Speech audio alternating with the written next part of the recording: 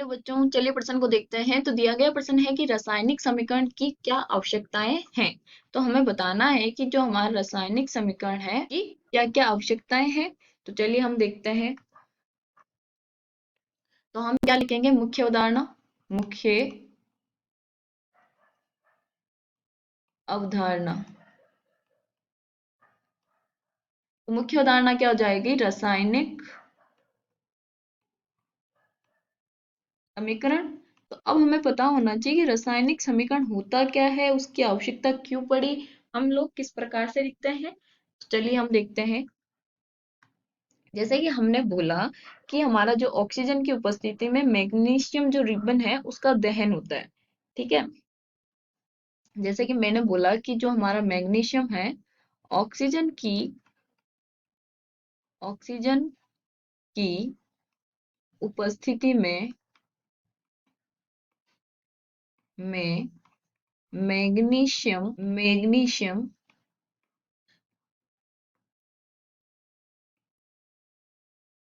के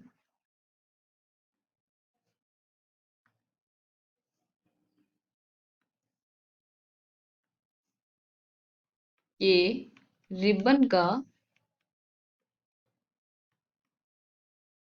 दहन होता है, तब मैग्नीशियम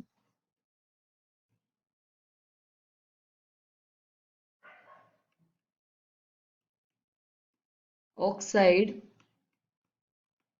ऑक्साइड प्राप्त होता है।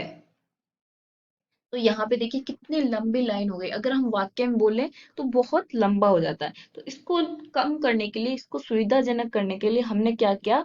उनको शब्द समीकरण के रूप में लिखना स्टार्ट किया। शब्द समीकरण। शब्द समीकरण मतलब जो मैग्नीशियम है, मैंने बोल दिया कि ऑक्सीजन और मैग्नीशियम है, तो मैग्नीशियम का क्या हो जाएगा? Mg। तो हमने क्या देखा कि ऑक्सीजन की उपस्थिति में मैग्नीशियम के रिबन का दहन होता है। तो मैंने यहाँ लिख दिया कि मैग्नीशियम क्या है? हमारा मुख्य है। तो मैग्नीशियम यहाँ लिख दिया, प्लस ऑक्सीजन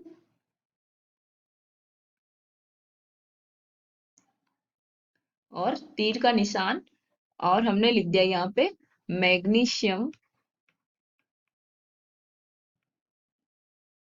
ऑक्साइड। तो ये वाली जो रासायनिक जो शब्द समीकरण है वो क्या बता रही है कि मैग्नीशियम ऑक्सीजन के साथ अभिक्रिया किया और क्या बनाया? Magnesium oxide. और दो अगर अभिकारक कितने हैं? दो है, तो उनके बीच में हमने क्या किया? प्लस का चिन्ह लगा दिया कि ये दोनों क्या कर रही है? अभिक्रिया कर रही है। और जो तीर का निशान है ये बता रहा है कि अभिक्रिया में जो रासायनिक परिवर्तन हुए उसके बाद जो बनने वाला पदार्थ है वो हमारा क्या है? उत्पाद। ठीक है। तो ये वाला है। और बाएं पक्ष में हम किसको लिखते हैं? अभिकारक को। दाएं पक्ष में हम लिखते हैं उत्पाद को। अब शब्द समीकरण को हमने क्या किया? इसको सूत्र समीकरण बनाया।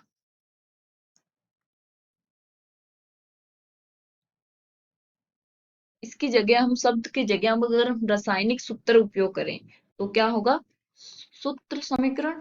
सूत्र समीकरण। तो अब सूत्र समीकरण में क्या हुआ कि हम इसको और छोटा बना सकते हैं। मैग्नीशियम का रासायनिक सूत्र क्या होता है? Mg। प्लस ऑक्सीजन का क्या होता है? O2। और मैग्नीशियम ऑक्साइड का हो जाएगा MgO। तो यहाँ पे ये दो, ये दो, तो यहाँ पे क्या होगा? हम आसानी से संतुलित भी कर सकते हैं अभिक्रिया को।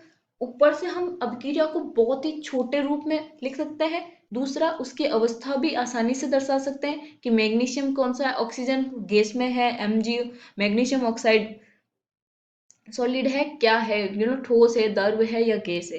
तो इसीलिए हमारे को आवश्यकता क्यों पड़ी रासायनिक अभिक्रिया समीकरण की?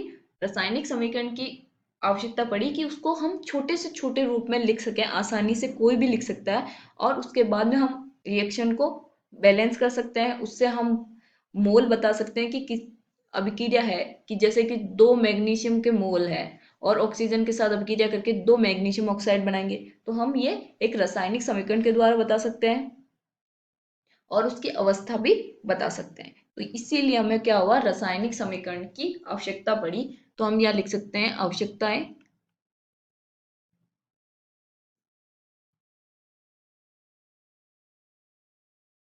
तो आवश्यकता क्या हो जाएगी, पहली अवस्था का प्रदर्शन